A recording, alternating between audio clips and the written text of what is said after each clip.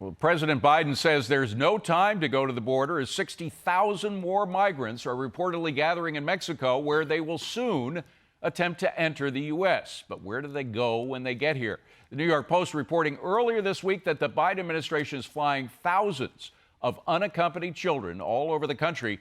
Here to get into all of that, former Homeland Security Secretary Chad Wolf. Chad, good to see you. Thank you for coming in.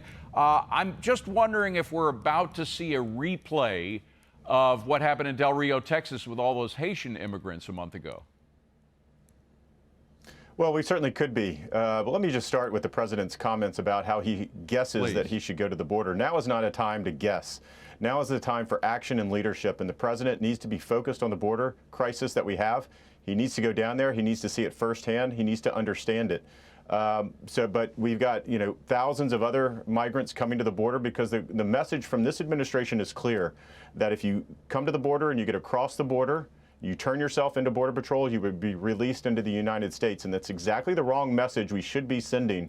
And the result is thousands of folks coming to the border, amassing on the Mexican side, waiting to cross at the right time. Well, has there been any attempt to change policy or to change the strategy of what to do when a wave of immigrants comes in since Del Rio? Because it was just so clear from that one example that we had nothing to stop them from coming.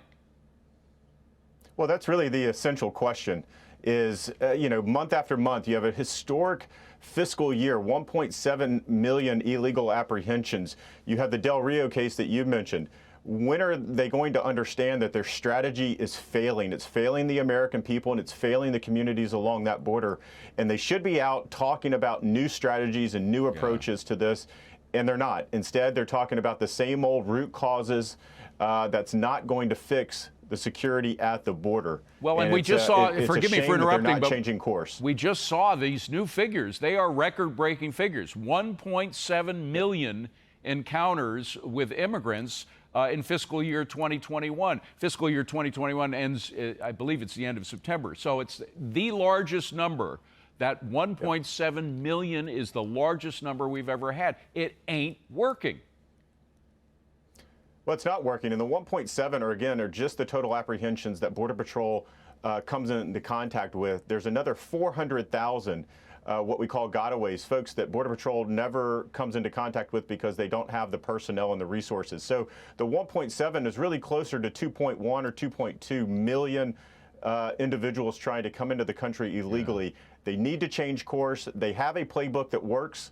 We handed off a playbook during the transition. They know what works, and they just simply refuse to do it. And meanwhile, the immigrants who come here, I'm sure the majority of them are seeking a new and better life and plan to get a job and everything. But there are some bad folks mixed in here, too. In fact, ICE, which is supposed to go after those bad folks, is being pulled back by Mayorkas, your successor.